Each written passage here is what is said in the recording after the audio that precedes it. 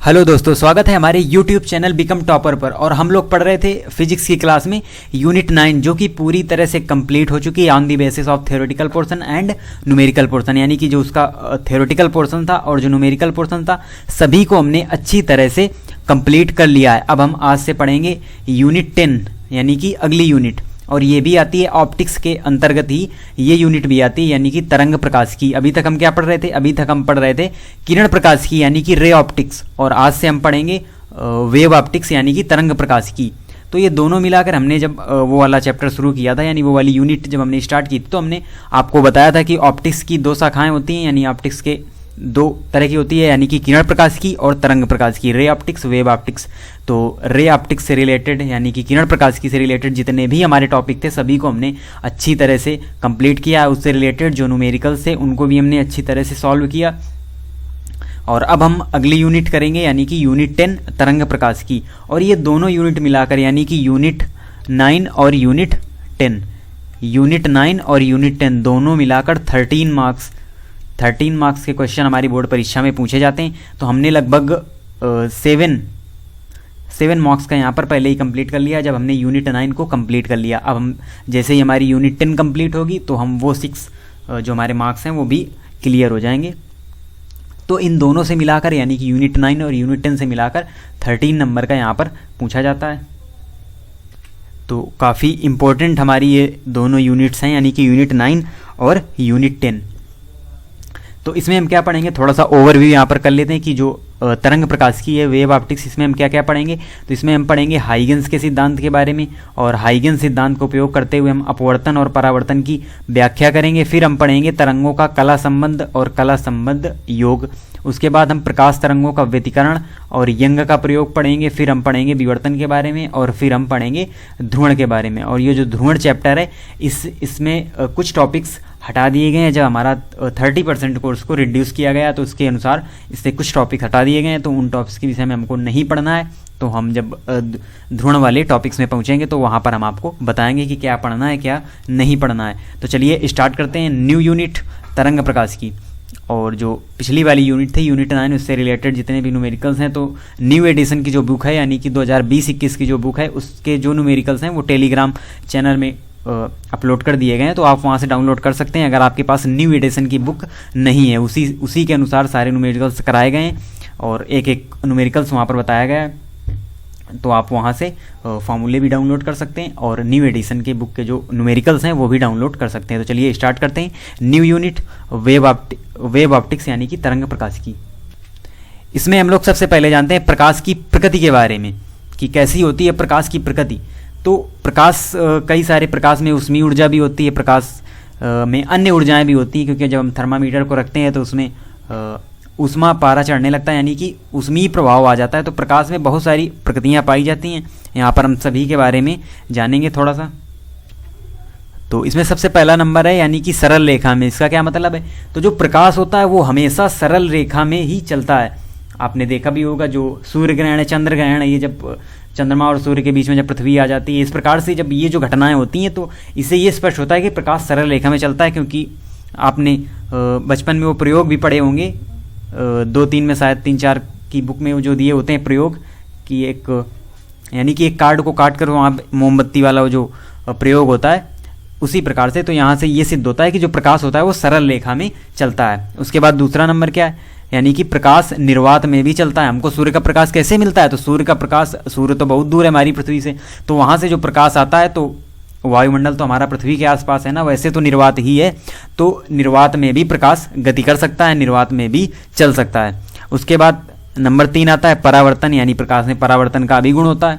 क्योंकि हमने प्रकाश का जो परावर्तन पढ़ा, यानी एक पृष्ठ होता है जिससे परावर्तित होकर प्रकाश उसी दिशा में वापस लौट जाता है, तो परावर्तन भी होता है। उसके बाद 4 नंबर अपवर्तन, हमने पिछली यूनिट में पढ़ा भी है अपवर्तन के बारे में, तो प्रकाश अपवर्तित भी होता है। उसके बाद आता है वर्ण विक्षेपण, यानी प्रकाश में वर्ण विक्षेपण का गुण भी पाया जाता है।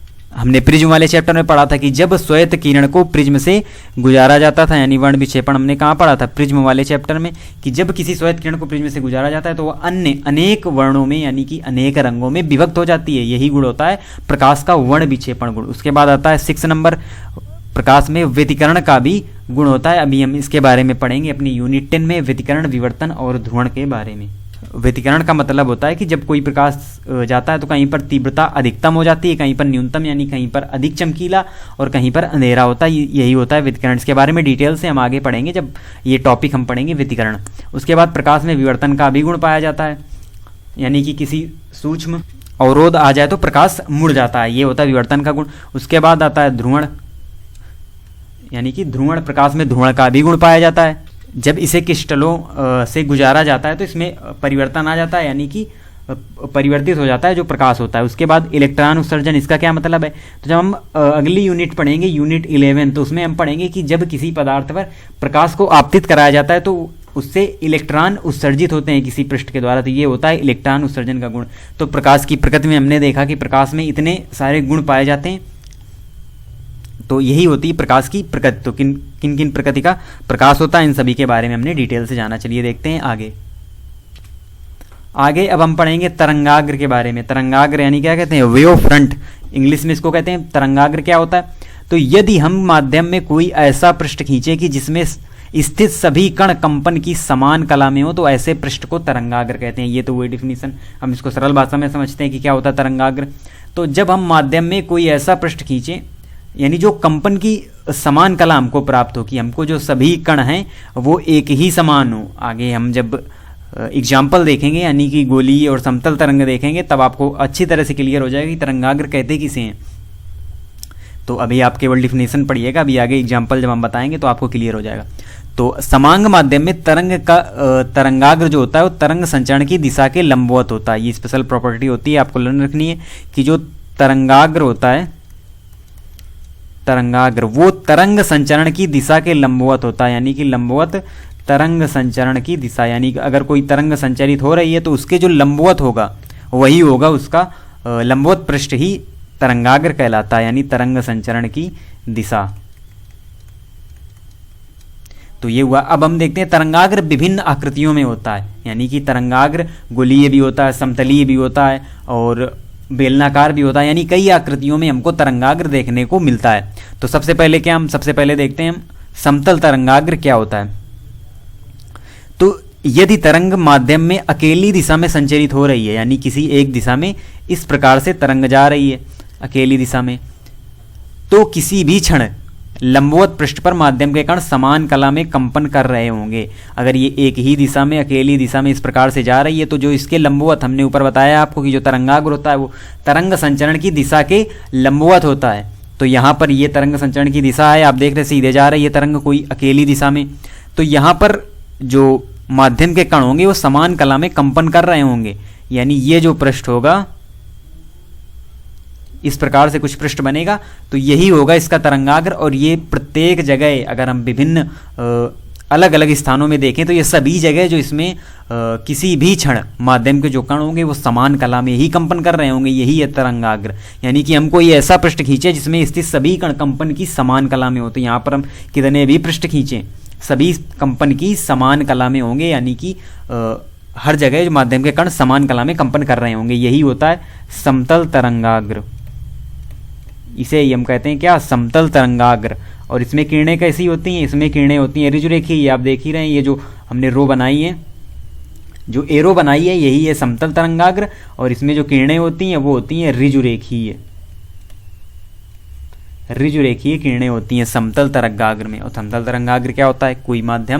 कोई तरंग माध्यम में अकेली दिशा में संचरित हो रही है, यानी एक ही दिशा में जा रही है, तो उसके लंबवत हम निकालेंगे, वही हमारा तरंगाग्र होगा और उसे ही समतल तरंगाग्र कहेंगे। और इसे ही जो इसमें किरणें होंगी वो ऋजुरेखीय होंगी। अब हम देखते हैं क्या होता है गोलीय तरंगाग्र। अभी हमने पढ़ा समतल तरंगाग्र के बारे में, क्या होता है गोलीय तरंगाग्र। तो ये बहुत ही आसान है, आपको हम एक एग्जाम्पल के माध्यम से इसको समझाते हैं। तो जब हम किसी शांत जल में, आपने देखा होगा कोई अगर शांत जल है, किसी तालाब में शांत जल भरा हुआ है, आप उसमें एक कंकड़ फेंकते हैं, और आप फेंकते भी होंगे, काफ़ी फेंका भी होगा आपने। तो शांत जल के तालाब में जब हम एक छोटा पत्थर फेंकते हैं तो आपने देखा होगा जैसे ही जिस जगह हम पत्थर फेंकते हैं तो पत्थर तो नीचे चला जाता है, लेकिन वहाँ पर जल में कुछ तरंगें उत्पन्न होती हैं। तो वो तरंगें आपने देखी होंगी, वो सभी दिशाओं में एक समान रूप में संचरित होती हैं। माध्यम में जो तरंगे एक बिंदु स्रोत से उत्पन्न, यानी इस जगह हमारा पत्थर पड़ा, ये तालाब में जल भरा हुआ था, तो इस जगह हमने एक पत्थर डाला, तो जो पत्थर है वो अंदर चला गया, लेकिन उससे जो उत्पन्न तरंगे हुई वो सभी दिशाओं में एक समान रूप से फैलती हैं। आपने देखा होगा, इस प्रकार से बढ़ती हुई चली जाती हैं, इस प्रकार से वहाँ पर एक वो सर्किल बनाती हैं, सर्किल बनाती हुई चली जाती हैं। आपने देखा भी होगा, ये बहुत ही प्रैक्टिकल चीज़ है।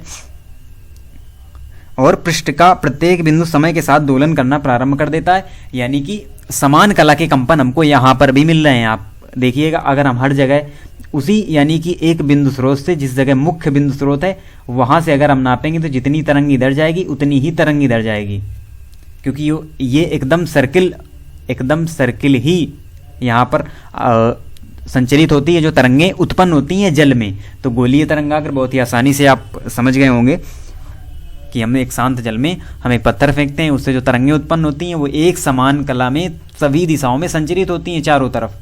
ये शांत जल की बात है। कोई बहता हुआ जल होगा तो आप उसमें कंकड़ फेंकेंगे तो इस प्रकार की तरंगें वहाँ पर नहीं उत्पन्न होती हैं। तो यही होता है गोलीय तरंगें। और इसमें किरणें कैसी होती हैं? इसमें किरणें होती हैं त्रिज्य रेखाएं, क्योंकि समतल में हमने पढ़ी थी तो वहाँ पर ऋजु रेखी थी किरणें, और यहाँ पर किरणें कैसी होती हैं? यहाँ पर किरणें होती हैं त्रिज्य। यहाँ पर हम इसको इस तरह से कुछ बनता है गोलीय तरंगाग्र। तो इस प्रकार से हमने समझा पहले समतल तरंगाग्र के बारे में और गोलीय तरंगाग्र के बारे में। तो अब आप अच्छी तरह समझ गए होंगे कि तरंगाग्र कहते किसे हैं। तो ऐसा पृष्ठ होना चाहिए जिसमें सभी कण कंपन की समान कला में हो, तो उस पृष्ठ को ही हम तरंगाग्र कहते हैं। अब देखते हैं हम आगे अगला टॉपिक। अगला टॉपिक है हाइगेंस का तरंग सिद्धांत, जो कि मुख्य टॉपिक है इस यूनिट का, यानी कि यूनिट 10 का। तो अब देखते हैं क्या होता है हाइगेंस का तरंग सिद्धांत। तो प्रकाश के तरंग सिद्धांत का प्रतिपादन हालैंड के वैज्ञानिक हाइगेंस ने किया था। ये कहाँ के वैज्ञानिक थे? हालैंड के वैज्ञानिक थे हाइगेंस। तो इन्होंने ही क्या प्रतिपादन किया था? किस सिद्धांत का? प्रकाश के तरंग सिद्धांत का। अभी तक हमने पढ़ा था कि प्रकाश किरणों के रूप में चलता है, किरण के रूप में। अब हाइगेंस आए तो उन्होंने बताया कि प्रकाश तरंगों के रूप में चलता है, यानी कि प्रकाश का जो तरंग सिद्धांत है वो दिया था हाइगेंस ने। ये बात भी आपको वन लाइनर याद रखनी है, कहीं भी एग्जाम में पूछ लिया जाए या वैसे भी जनरल आपको याद रखनी है कि जो प्रकाश का तरंग सिद्धांत है वो दिया था हाइगेंस ने। हालैंड के वैज्ञानिक थे, 1678 ईस्वी में इन्होंने ये सिद्धांत प्रतिपादन किया था इस सिद्धांत का। तो इससे हमको कोई लेना देना नहीं है कहाँ के वैज्ञानिक थे और कब इन्होंने इसका प्रतिपादन किया। मैंने यहाँ पर याद रखना है कि तरंग सिद्धांत का प्रतिपादन किसने किया? तो वो किया हाइगेंस ने। अब ये कहते क्या है? तो ये कहते हैं कि हाइगेंस के अनुसार यानी कि प्रकाश तरंगों के रूप में चलता है। ये तरंगें प्रकाश स्रोत से निकलकर सभी दिशाओं में प्रकाश की चाल से चलती हैं। इनका मानना है कि जो प्रकाश है वो तरंगों के रूप में चलता है और ये तरंगें प्रकाश स्रोत से निकलती हैं और निकलकर सभी दिशाओं में प्रकाश की चाल से चलने लगती हैं। और तरंगों को चलने के लिए माध्यम की आवश्यकता होती है। तो हाइगेंस ने एक यहाँ पर सर्वव्यापी माध्यम अपनी तरफ से मान लिया, एक कल्पना की है, काल्पनिक मात्रक है ईथर। ईथर एक माध्यम की यहाँ पर कल्पना की है हाइगेंस ने, एक सर्वव्यापी माध्यम है ईथर। और इन्होंने ईथर क्यों लिया? क्योंकि यह माना कि यह भारहीन है, ईथर भारहीन है, इसीलिए इन्होंने इसकी कल्पना की और ये सभी पदार्थों में प्रवेश कर सकता है और इसमें प्रकाश तरंग के संचरण के लिए आवश्यक सभी गुण होते हैं। इसीलिए इन्होंने ईथर एक काल्पनिक माध्यम की कल्पना की है यहाँ पर इस तरंग सिद्धांत में। और आगे ये कहते हैं कि प्रकाश अति तीव्र चाल से चलता है, अतः इन्होंने माना कि जो ईथर का घनत्व है बहुत कम है, जो इसका घनत्व है वो बहुत ही कम होता है और प्रत्यास्थता बहुत अधिक होती है। जो प्रत्यास्थता होती है ईथर की वो होती है ग्रेटर, प्रत्यास्थता होती है ग्रेटर और इसका घनत्व होता है कम। तो इस प्रकार काल्पनिक माध्यम में प्रकाश की तरंगें चलती हैं और जब ये तरंगें हमारी आंख की रेटिना पर गिरती हैं तो हमें वस्तुएं दिखाई देने लगती हैं। तो इन्होंने यही माना है कि ये प्रकाश जो है वो तरंग के रूप में चलता है और इन्होंने एक अपनी तरफ से एक काल्पनिक माध्यम की कल्पना की है ईथर, जो कि बाहरी है, इसका घनत्व कम है, प्रत्यास्थता अधिक है। और ये कहते हैं कि जब ये तरंगें हमारी आंख की रेटिना पर गिरती हैं तभी हमको वस्तु दिखाई देती हैं और प्रकाश कोई किरणों के रूप में नहीं होता, ये तरंगों के रूप में चलता है, ये इनका मानना है। तो ये है हाइगेंस का तरंग सिद्धांत। अब ये तो हमने देख लिया हाइगेंस का तरंग सिद्धांत। अब इसकी क्या सफलताएं क्या विफलताएं, क्योंकि जब कोई सिद्धांत आता है तो उसके फायदे भी होते हैं और उसके नुकसान भी होते हैं, यानी कि उसकी सफलता और विफलता होती है। कहीं पर वो फिट हो जाता है जो सिद्धांत आता है, और कहीं पर फिट नहीं हो पाता। तो जब अन्य वैज्ञानिक आते हैं तो वो इसे गलत साबित कर देते हैं या वो एक अन्य थ्योरी दे देते हैं। इसीलिए हम देखेंगे कि हाइगेंस के तरंग सिद्धांत की सफलताएं क्या रहीं और क्या इनकी विफलताएं रहीं।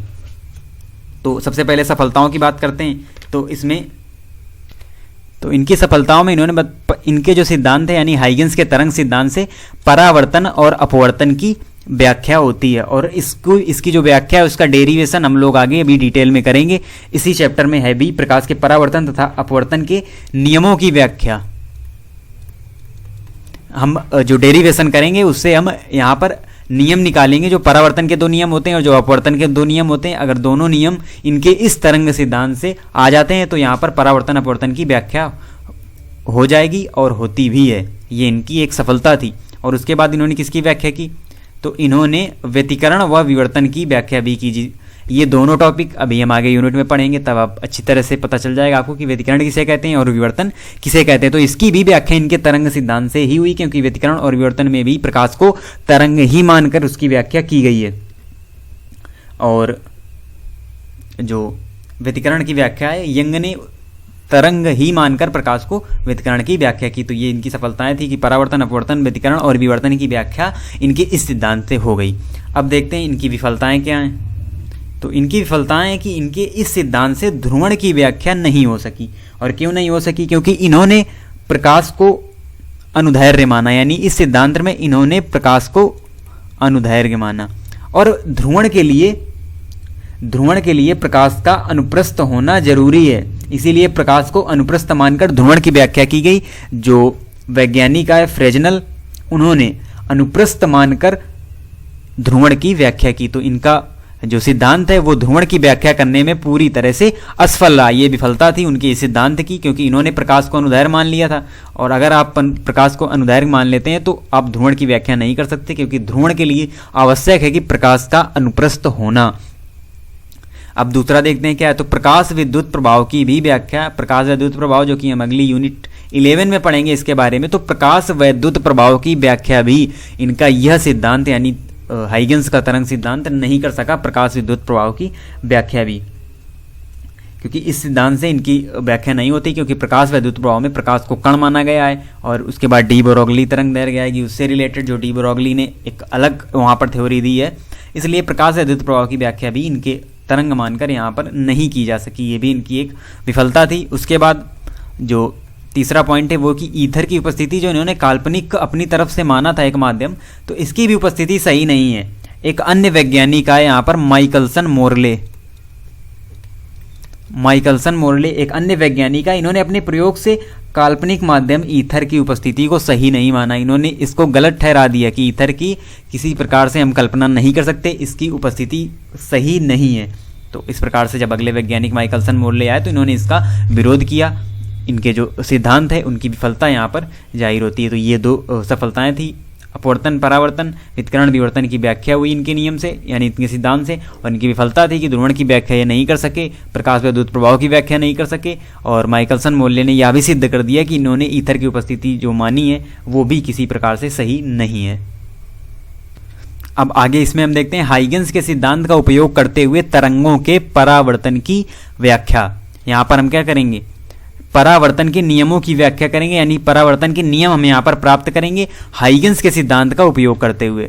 तो जैसा कि हमने पीछे बताया था, हाइगेंस के सिद्धांत की जो सफलताएं थी उनमें ये भी शामिल था कि इन्होंने परावर्तन और अपवर्तन के नियमों की जो व्याख्या है वो अपने सिद्धांत से कर दी थी। इसीलिए उसी व्याख्या को हम एक डेरिवेशन रूप में यहाँ पर करेंगे। तो आपको इसकी जो लैंग्वेज है वो रटने की आवश्यकता नहीं है, ये फिगर बना हुआ है, उस हिसाब से हम आपको बताते जा रहे हैं। तो आप उसको सुनते जाइए और आपको फिगर के माध्यम से ही इसकी लैंग्वेज को लिखना है। बाकी डेरिवेशन में कुछ नहीं है, 2-3 लाइनें, 2 त्रिभुज लेकर यहाँ पर हम इसको सॉल्व कर देंगे और हमारा जो परावर्तन के नियम है वो यहाँ पर हमको प्राप्त हो जाएंगे। तो चलिए देखते हैं यहाँ पर। तो सबसे पहले यहाँ पर जेड डैश, ये आप देख रहे होंगे, ये एक परावर्तक पृष्ठ है। यहाँ पर नीचे देखिए ये लगा हुआ है, यानी कि परावर्तक पृष्ठ है, तभी हम परावर्तन की व्याख्या कर पाएंगे। जब तक हम किरण को परावर्तित नहीं करेंगे परावर्तन की व्याख्या नहीं हो सकती। तो जेड डैश एक परावर्तक पृष्ठ है यहाँ पर, और एक समतल तरंगाग्र ए बी तिरछा आपतित होता है। ये आप देख सकते हैं, ये जो ए बी तरंगाग्र ये तिरछा यहाँ पर आपतित हो रहा है। और मान लीजिए कि t बराबर 0 समय पर तरंगाग्र बिंदु ए पर स्पर्श करता है, यहाँ पर स्पर्श करता है t बराबर 0 पर। t बराबर 0 समय पर तरंगाग्र पृष्ठ जेड जेड डैश को बिंदु ए पर स्पर्श करता है यहाँ पर। तो ये तो स्पर्श कर गया, लेकिन जो इस तरफ ये वाली हमारी किरण है ये अभी जा रही है, और इसका जो तरंगाग्र की चाल है वो v है।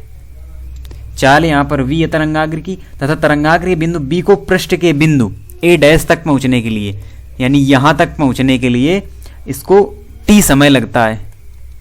t समय लगा इस तरंगाग्र को a डैश तक पहुँचने में। और ज्यों ज्यों ये ए बी आगे बढ़ता जाता है, पृष्ठ के ए डैश बीच बिंदुओं से टकराता जाता है, यानी ये जो ए है और ए डैश है इसके बीच में ही जितने बिंदु हैं सभी से टकराता जाएगा ये जो ए बी तरंगाग्र है, ये जैसे ही आगे बढ़ेगा। तो अब आगे क्या है, आगे ये है कि हाइगेंस के अनुसार इन बिंदुओं से फिर द्वितीय गोलीय तरंगिकाएं निकलने लगती हैं और चाल v के माध्यम से फैलने लगती है। सबसे पहले बिंदु ए से, ये बिंदु ए, ये द्वितीय तरंगिका यहाँ से चलती है और ये पहुँचती है बिंदु कहाँ पर, बिंदु बी डैश पर। ये यहाँ पर पहुँची,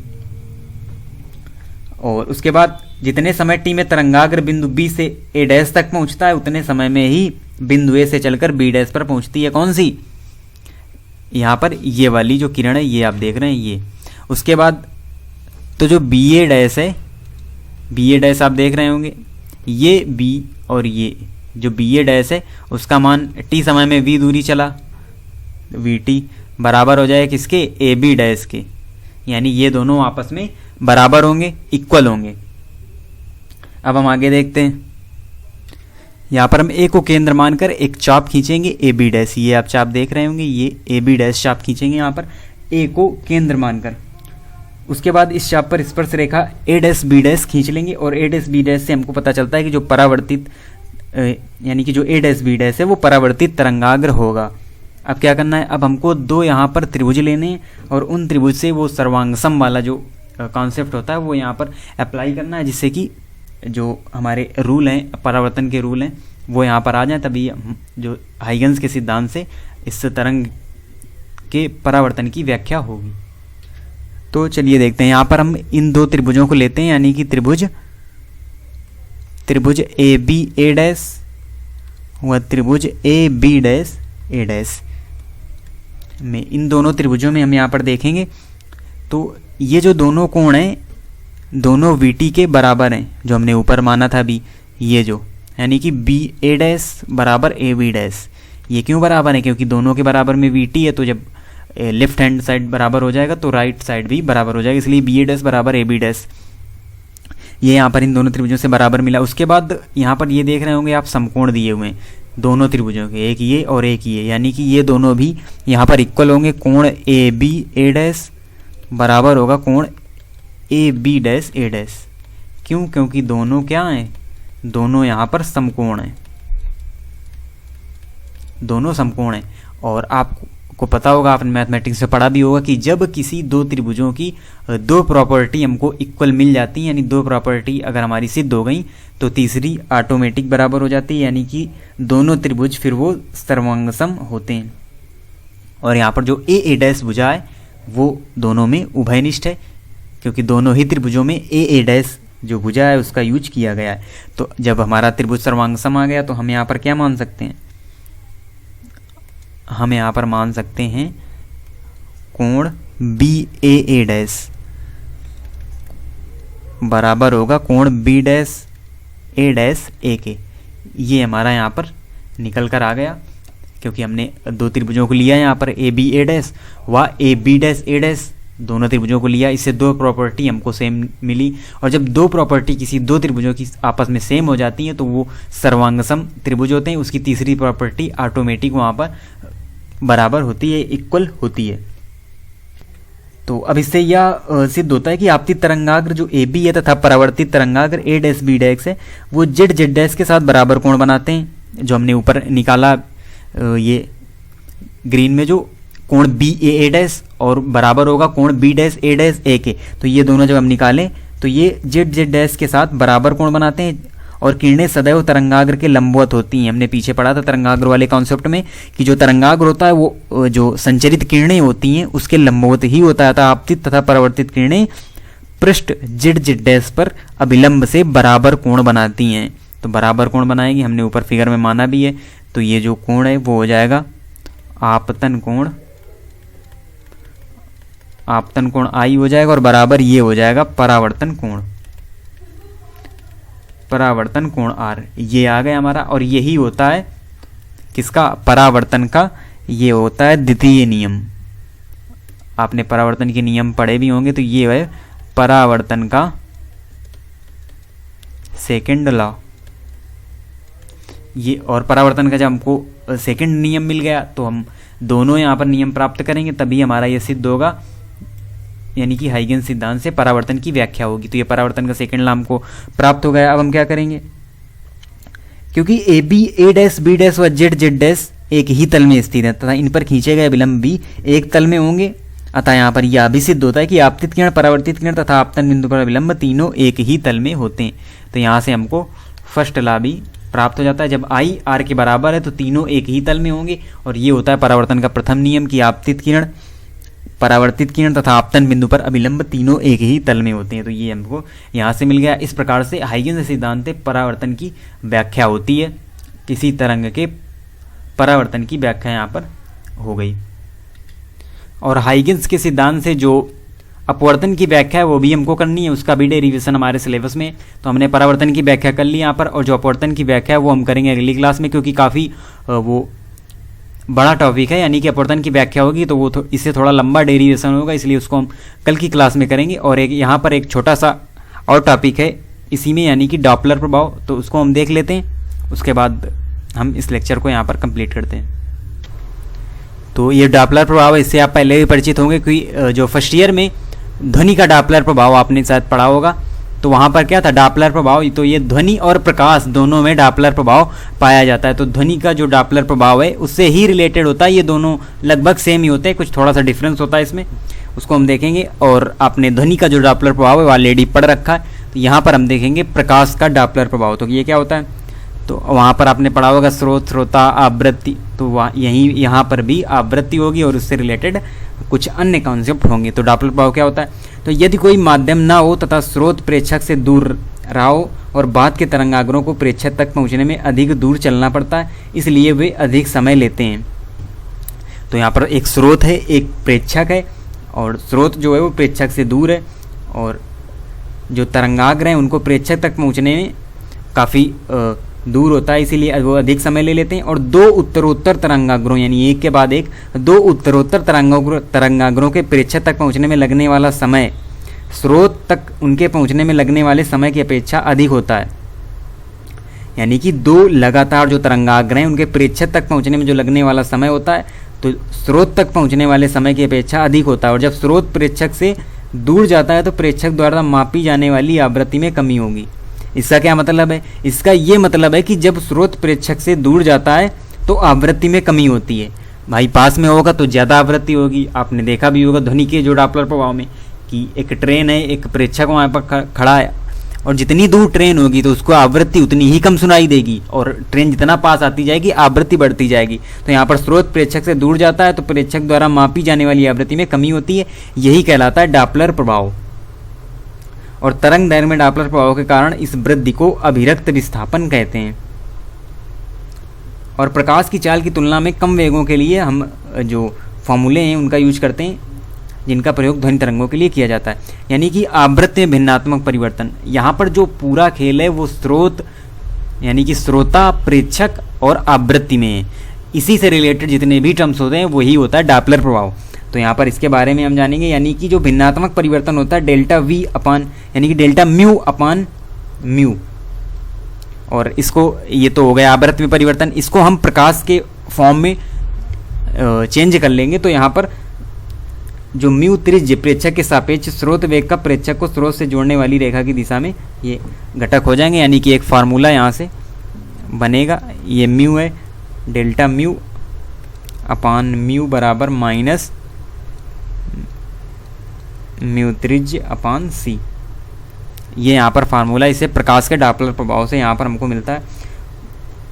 और ये कब मान्य होगा, जब स्रोत का वेग प्रकाश के वेग की तुलना में कम होगा, यानी जो स्रोत है उसका जो वेग है वो प्रकाश के वेग की तुलना में कम होगा। तो यही होता है प्रकाश का डॉपलर प्रभाव।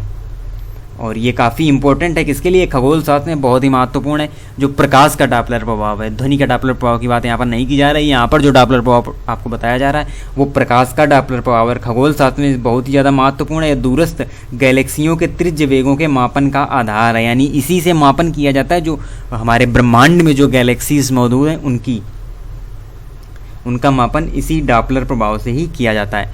तो आज की क्लास हम यहीं तक रखते हैं। हमने क्या क्या पढ़ा आज?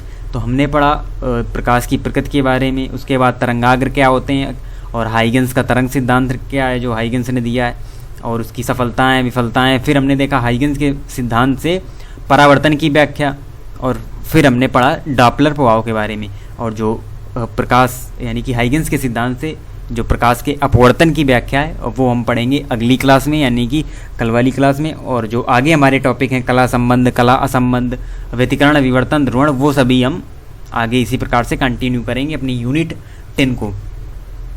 तो आप इसी तरह से चैनल से जुड़े रहिए और रिवीजन करते रहिए।